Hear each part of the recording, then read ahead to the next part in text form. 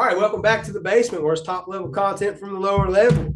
We got a special edition for you. It wasn't planned until he watched us eat a gummy bear and about died earlier today. We got Ethan from Hunting with Appalachia back with us. Boys, happy to be on here. I watched Hunter about die a few times on that stream. It was an ordeal, so I figured I'd come on here and tell some ghost stories because that's about what Hunter was. Yeah, yeah, he's not the spicy food connoisseur No, that. I'm not. Before we get into it, I don't think we told you this part yet. We was talking in the group chat earlier today, and we said, Drew was like, "What's the hottest thing y'all have ever ate?" And Hunter was like, "Pepperoni is spicy to me." I was like, "Oh Lord!" I said, "We got a surprise for you." So we had a plan for this episode where we wanted everybody to send in ghost stories. However, we had Ethan reach out to us on our live and said he's got some ghost stories, and he's actually got a place that I've been watching on his videos and Tate's videos for a while that's haunted. And also, was it got pigeons in there too? Oh yeah, we go in there, we hunt, we ghost hunt. Man, there's deer tracks in there. It's crazy. So it's like the mushroom mines, right? Yep. So I guess the technical name for it would be the Lawton Limestone Mine, but the name that we refer to it by, and everybody in there refers to it by, is Mushroom Mines. Uh, I discovered it whenever I first started going to college. It was about 30 minutes away from where I went to college at, and I went out there with a few friends, and I was hooked because I was like, "This is awesome," and it's public to go to, and I've probably been out there over 100 times since that first time in 4 years. Oh man. So that's Yeah. like I watched was it one of y'all's earlier video? I think it was a Halloween video or something where like y'all was paying. Tate, Yeah. yep, Tate went, and the first video Tate and I ever filmed together was about the mines. And it was, I texted him, I was like, "Hey man, I got a video idea for you if you're interested." And it was about the mushroom mines. And so he came over to Moorhead. We met for the first time, and we ended up going to the mines, and he spent the night in there. And so there's a video on his channel. It's I spent 24 hours in an abandoned haunted mine or something like that. And you'll see, me, full beard, Ethan in the mines, and back in the old days of March of 2024. But you'll see me in the mines showing him around and telling some ghost stories. And then, we get some creepy stuff on camera too. Gotcha. You were showing us something creepy. You got well, when'd you get that on there? Oh yeah. So here, this was like a week and a half ago. I've got a buddy, shout out to him, is that boy Clay on TikTok. We went out there and we're filming a TikTok or filming a YouTube video for his channel in the mines. And I got it pulled up on phone. I'll show you. This is the wide shot. You can kind of see a light. Well, we're in the main back of the mine where there is no light, and there's no one else in here. It's not a flashlight reflection or anything. This was in like 2 frames of that video. So we zoomed in on it, and it ended up being a pair of eyes from like deep within the mine. Man. But it was crazy. I mean, somebody would poop my britches if I saw that. 100%. 100%. And on that boy Clay, he's going to be having an interview on here soon. So we'll be looking forward to that. But so you said that was, how far do you think it was away from you? So I think if we went back, the mines are like split into sections. So if a section is like, 15 foot across, and then there's section, it was probably about 3 sections away from us. That's too close for comfort. Yeah.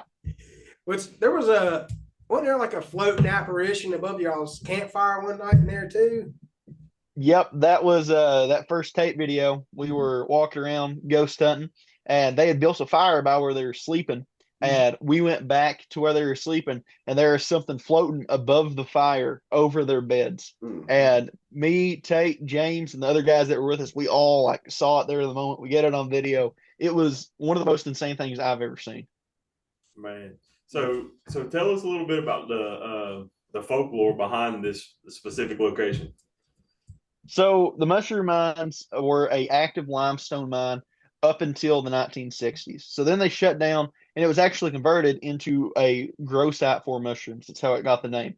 So they grew mushrooms in there. It was a big agriculture like area. They employed over 40 people. There's still people that live in the area that used to work in the mines.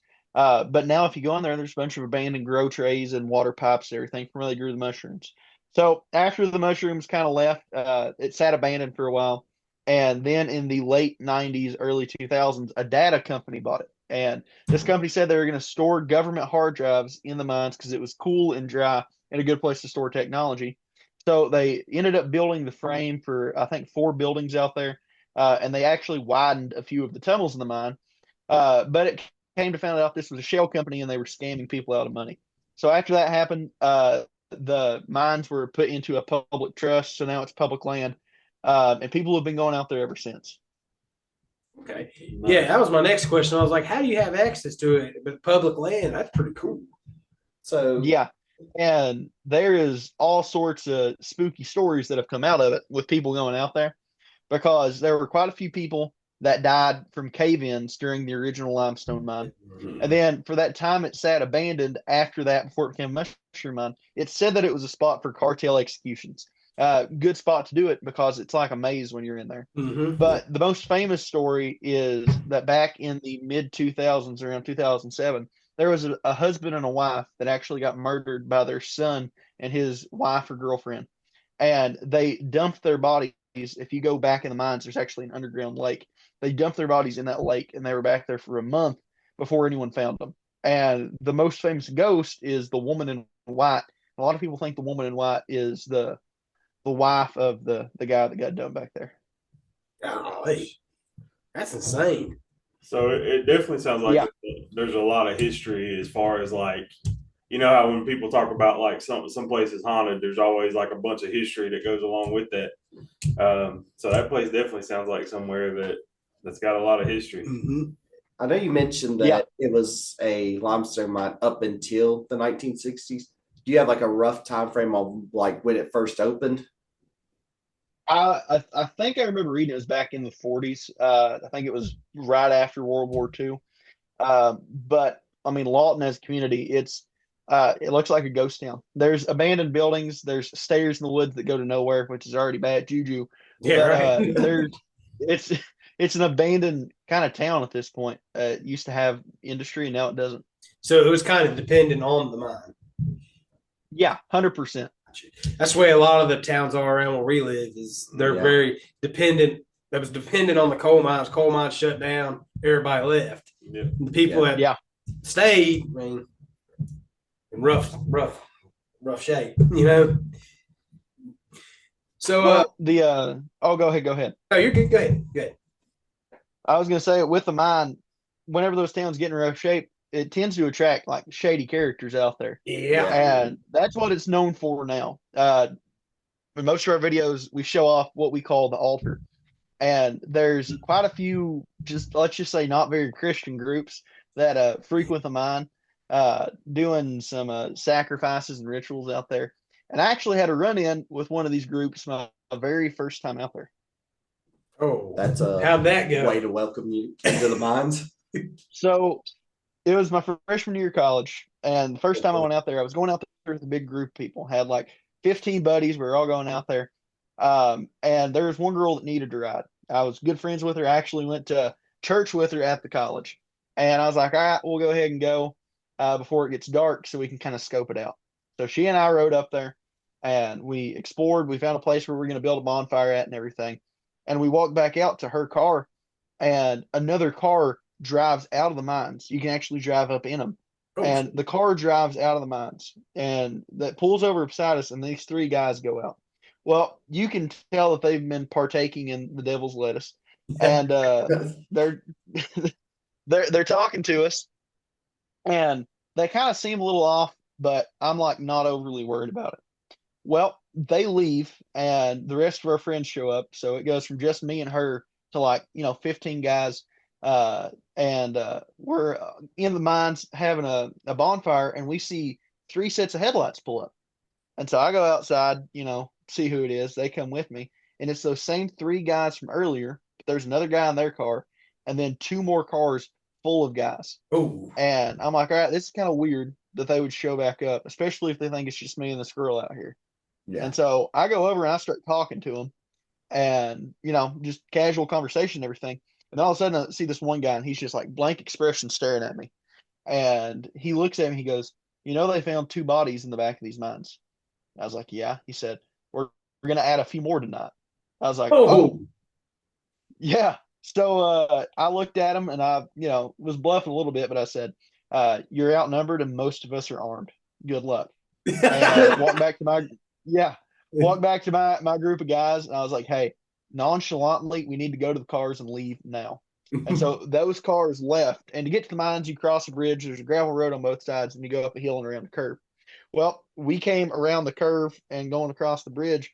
On each side of the gravel road of us, there were 2 cars parked, and they had like their interior lights on in their car, and all of them had on black masks. And so we sped over the bridge and like sped out of there. They didn't try to follow us or anything. But I think it was probably that group that is at the altar, and I don't know what would have happened to us if we didn't have more people show up. Yeah, yeah, I definitely believe they was planning on some stuff. Yeah, especially, I mean, a lot of times when like I said, I can't really go into what I do for a living, but a lot of times you nailed one of the things. That blank look is usually that's when you should be scared when they got that blank look, because they've done detached yourself from reality, and that's tough. So was you panicking there for a little bit? It rubbed me the wrong way. Now I grew up in the woods of Appalachia. Creepy stuff is second nature for me. But it was just I don't know. I wasn't too worried because we were armed, a few of us, and by armed I mean we had case pocket knives, so we went down fighting. Yeah. But I don't know. It didn't scare me enough that I've not been back there so many times since. Yeah, right. Yeah. Have you had any more run-ins with anybody since then, or? So we've ran into some shady characters in the mines before. I think most of them were just on drugs of some sort. But I did sleep out there one time, and I woke up to a note that was left like right next to where I'd been sleeping. Oh no! And it turned out it's from a homeless guy, and it said, "Next time you come into someone's house, let them know you're there, or else you may not leave." Jeez, man. That would have made me paranoid that somebody could have got that close to me without me even knowing. I know. Oh boy. So whenever we make a trip down there, be prepared to be armed or Yep, armed, dangerous. Yeah. All you need is me. Oh man. So we've been hitting on folklore here lately, and this falls right into it. The one I want to hear, you said you got some Bigfoot stories. So yeah. Same thing. I've heard weird noises in the woods all my life, and I always knew there was something out there, but I was like a casual Bigfoot believer. I wasn't somebody that was like, I've had a run-in, I've seen him, all this. I was like, man, there's something out there. Well, that changed again my freshman year of college. And it was actually that same girl that went out to the mushroom mines with me. So Hannah, if you're watching this, shout out to you. It was spring semester, and as most freshmen in college know, you try to stay up late to register for classes because you're at the bottom end of the totem pole and trying to get into what you want. So she and I and another girl we were friends with had stayed up till midnight to register for classes. And so we did. We didn't have class the next day. And the girls were like, we want to go to Lakiji. Now, Lakiji is a place in Moorhead that's in the middle of the Daniel Boone National Forest. It's about a half-mile hike off this gravel road, and you climb up to the top of this butte, which is just a big rock that sticks up on top of this mountain. And it has really pretty views. And they're like, we want to go to Lakiji. I was like, right now? And they're like, yeah. I was like, I don't really want to go. They said, well, we're going to go without you then. I was like, well, probably shouldn't do that because, you're 2 women going into the woods of Appalachia alone at night. So I got looped into going with them. So we go out there, and the only thing that I have is a lighter, my phone, my wallet, and I had a hatchet. And so we go walking up this trail. We get to the part where you have to literally rock climb to get on top of this thing. And somebody was gracious enough to tie a rope to it that you trust your life to going up it. Yeah. But we get on top of it without dying. And it's like, probably close to 1 a.m. at this point, and we're sitting up there. It's a beautiful night, looking at the stars. It's warm because it's early April in Kentucky. That's pretty warm, and there's ridges all around me, and I hear a pack of coyotes start going off from a ridge like probably to my northwest. And so, me being a hunter, first thing I do is start howling back at them, like cool to listen to. So I do like one real long howl, and then from my east, something like makes a noise back at me.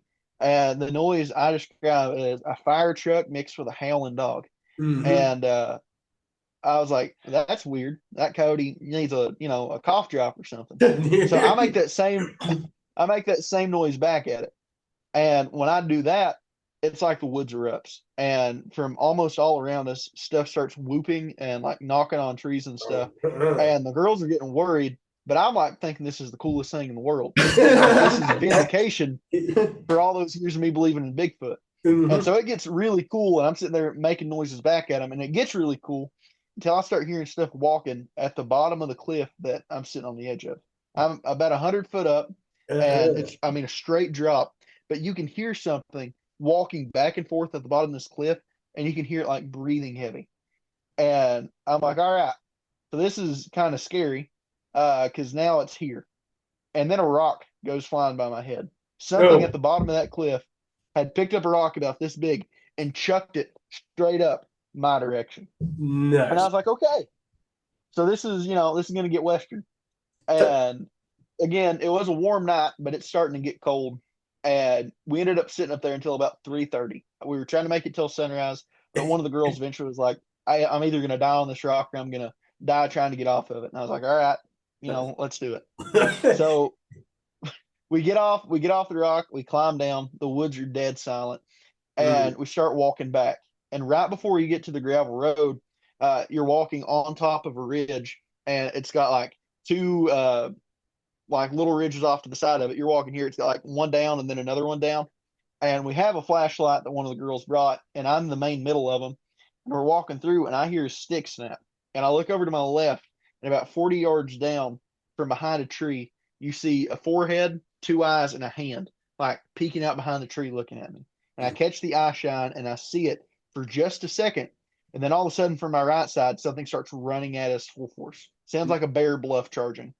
And it gets probably 40 foot from us coming uphill and stops and starts like screaming.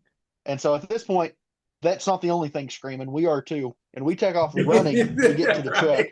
And I unlock the truck. I get in and I flip my truck around facing the direction we ran from. And you see 4 sets of eyes that are at least 8 foot off the ground. They're amber red and they're this far apart looking at you from inside the trees. And so any logical person would be like, I'm never going back there again. But I have never been accused of being logical. And so I went back the next night. But I went back the next night with 12 guys and those same 2 girls. And so we go back up there and we get up there about 2 hours earlier and nothing happens for the first like hour and a half. And I'm doing calls, I'm knocking on stuff and everything. And then one of the girls is like, let me do a call. I'm like, all right, go for it. So she rears back and does this ungodly scream and everything starts again. It worked. Stuff starts knocking, stuff starts whooping, all this stuff, and everybody hears it. There's 14 witnesses to this. And as we're walking down to leave at like 1 a.m. at this point, one of the girls that was with me the first night, the one that did the ungodly scream, screams again. And I turn around and we all have flashlights, and the light from the flashlight catches something big and brown running off the trail to the left straight down the hill. Something had been following us out like 30 yards behind us. And she said she turned around and saw it and it was looking at her. No, sir. So, after that we made it out, and I've not been back there at nighttime since. Yeah, I'd imagine so. I said about the only thing I really had like Gat wrote me was like I told the story, but had something come up to the back end of my hunting blind where I couldn't, the one spot you can't see through. Yeah. And I heard it breathing and sniffing behind me. But I was too scared to like move for a minute. And then when I finally did go and drop the window, there was nothing there but nothing left. Yep. So I got out of the blind like an idiot. And done the whole look around thing. I'm like, well. So, like, Mhm. kind of answered one of the questions I was going to ask, but I'll still go ahead and ask it. So, like, where do you hear about Bigfoot? Again, I'm not the most outdoorsy person, but I guess that's kind of convenient for this, to provide a different kind of perspective. Wherever, like, from where I'm not super outdoorsy, wherever I hear Bigfoot, I've always, heard of like one individual one. I never really heard of it being like basically a full species. I always like my perception of it was just one mythical creature that was, whatever. But I guess that if you're seeing four sets of eyes, then that makes it, Well, I've read a lot about people seeing multiple. See, I think the thing that hurts the whole Bigfoot thing is that one TV show that come out that was goofy. That's what really hurt a lot of it. But man, there's some like I know there actually is like full on Bigfoot hunting societies and stuff, and it's like a major. Oh yeah. Man. It's I don't know. I think Bigfoot, I'm a little bit more than a casual Bigfoot believer. But I think I'd say if so. there is something out if there is something out there that is a Bigfoot, then I would say it's probably like a species of something that is intelligent enough to stay away from humans, but also is territorial enough to where it doesn't want us around where it's at. Right. And I mean, mind you, where we were at, there's not a house for 20 miles from the spot we were at. It was wilderness. So it's not like this was in somebody's backyard. We were in their backyard and they weren't a fan of it. Yeah. Hey, but you know a guy that has a thermal drone now. I do know a guy that has thermal drone, and I may need to get him out there because I guarantee we could probably get something on it. I've never like I'd be down for a Bigfoot hunt at some point. Not if it's like that. Because look, the story is any survival story is you always got to outrun the slowest person, and your boy is not fast as he used to be. And I'm kind of one of the bigger ones here. So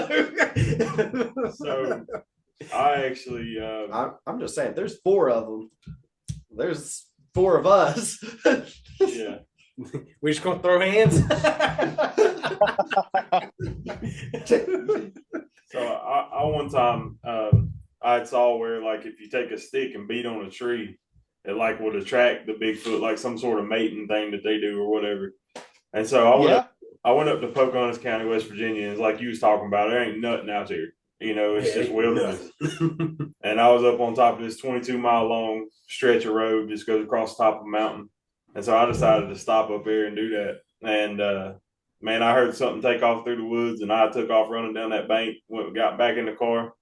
I don't know what it was. I didn't see anything or nothing like that, but man, I'm telling you, I don't know. I mean, it could have been a deer or anything, but at the time, I was like, "Oh, Bigfoot's gonna get me now." What I'm hearing from that story is you went out in the woods and did a Bigfoot mating call, trying to attract a female Bigfoot.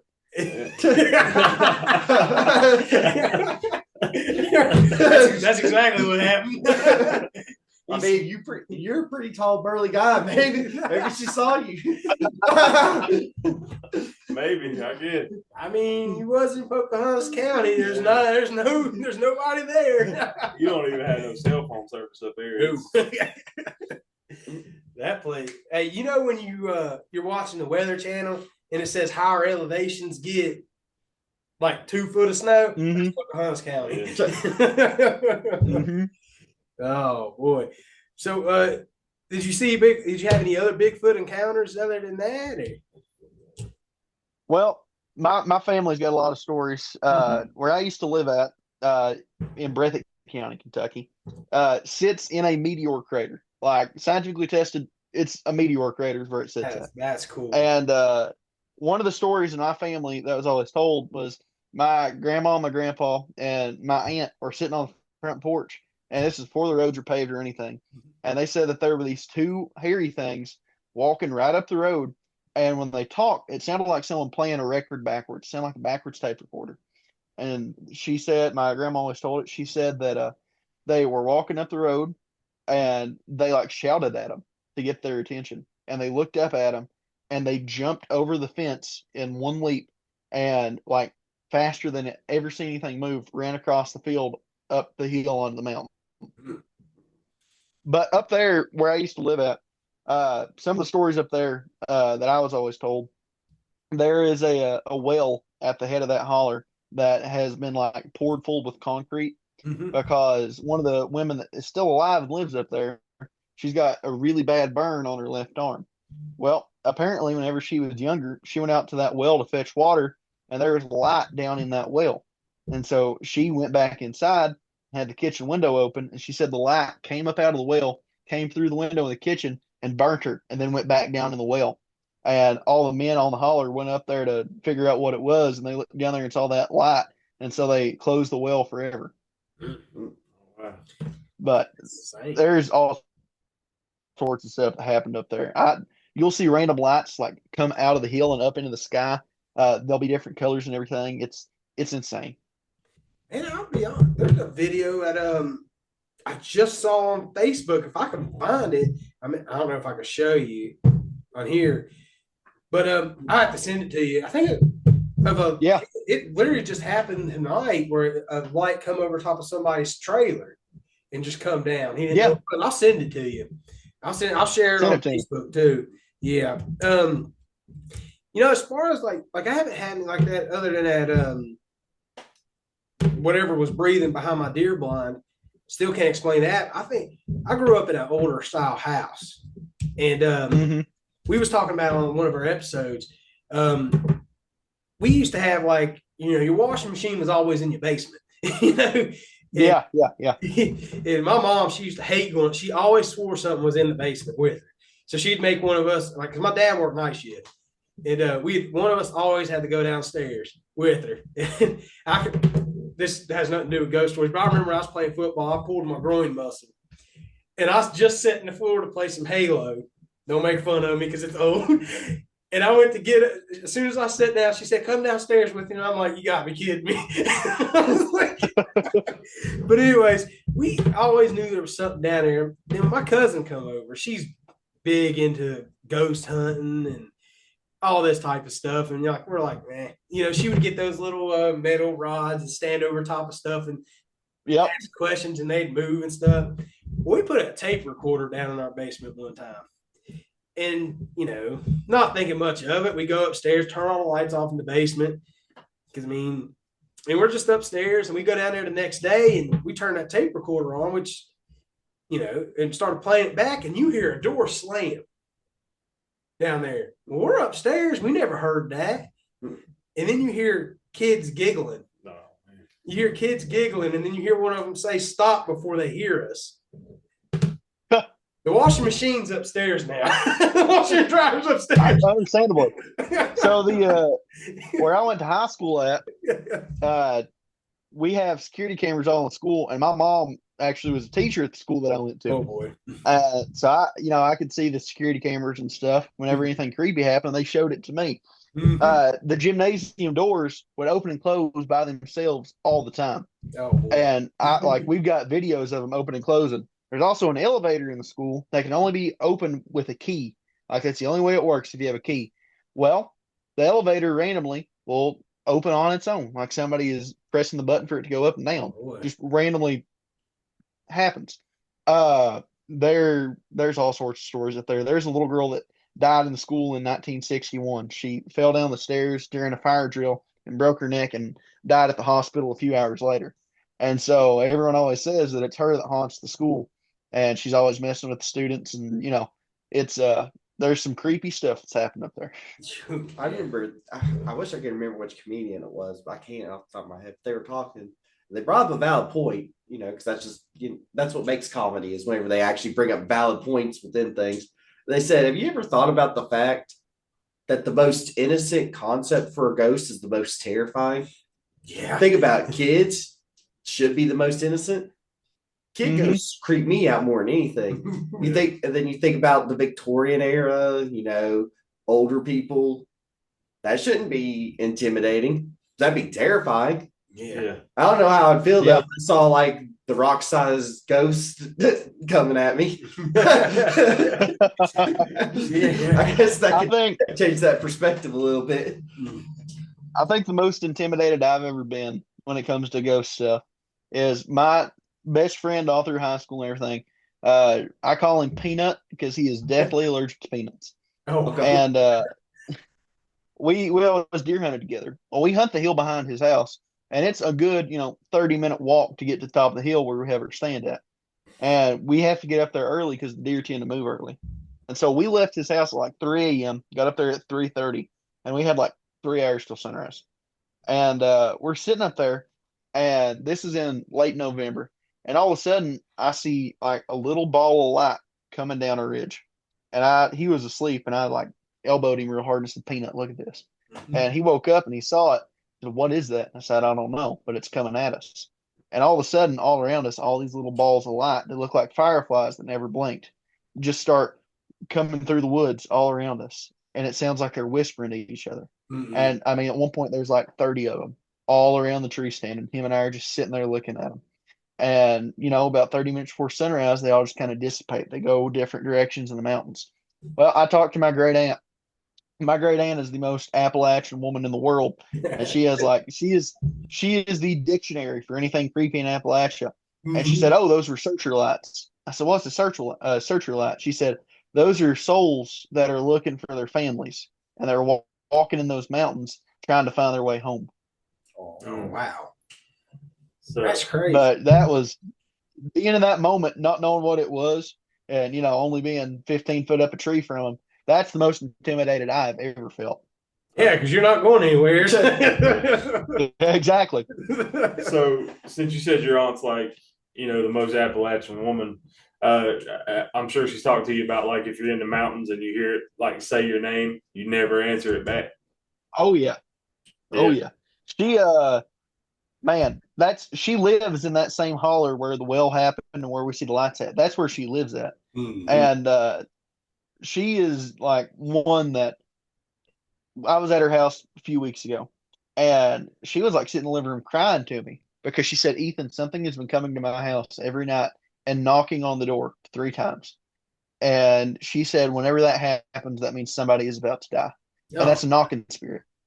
And it's, not to get too personal or anything, but my papa right now is in the ICU.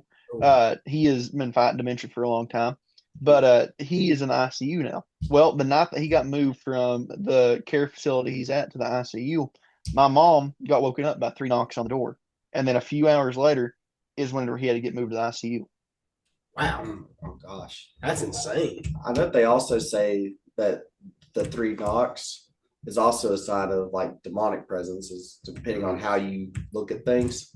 But they said that like if you're in ghost hunts and you hear repetitions of 3, that's whenever you need to leave. Mm-mm.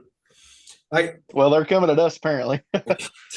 Well, first off, man, I'm sorry to hear that about it. Yeah, That's absolutely. terrible. Appreciate it, boys. But speaking of, we said that he hit on that hearing your name. I told these guys, I said earlier, as back in growing up, like I said, my mom, she was downstairs at the washing machine, and I was in the middle room in her house, which had a computer. I was playing Call of Duty, had a headset on. I was a teenager. Well, she was downstairs. We were the only ones home. And she was down there, and like I said, I'm playing this game, headset on, going, Call of Duty's a loud game. I hear my mom holler my name, like say Andrew, behind me, plain as day. And I sit there for a minute. I'm like, I'm in the middle of like capture the flag. I'm like, oh well, man. I hear it again, so I stop, turn around, and she's not there. So I get up, and I start going to the basement steps. I get halfway down the steps, and she meets me at the bottom. She said, "Did you holler at me?" I said, "No." I said, "Was you hollering at me?" She said, "No." I said, "You was just behind me." She said, "Yeah, you was just behind me too." I was like, "Oh." I've always heard that was, you hear your name being called. That was somebody trying to get you to like come to another, let's say, dimension or something. Yep. Yeah, I was like, that happened to us. I'm like, man, like that house, man. There's a picture that we had on one of our last podcasts that it's inside my mom and dad's house, and you can actually see they seen it. You can see an old lady in the kitchen, and behind my little cousin. She's like 16 now, but it's behind her. There was nobody else in that kitchen. Yeah. We had like in our kitchen, we had some stairs going up to the attic.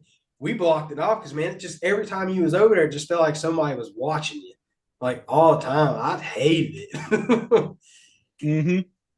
But I've got a buddy who he showed me a picture that he got on his phone. He has an abandoned house at the bottom of his hill. Family used to live in it, but they had all passed away. And his dog was an outside dog and everything. And the dog was laying on the front porch of this outside house. And his dad saw it as he was like coming up the road from it. And he took a picture of the dog. He's like, oh, well, that's cute and everything. Well, he sent that in their family group chat. His mom said, do you know what you just got on a picture of? And he showed me the picture, and there are 3 faces in that picture that you can see. And like it's 2 men and a woman, and that's what that family was. It was dad, a son, and his wife. And you can like see them like on the front porch of that house, 3 faces plain as day. Like it's really sad because they died in a tragic way.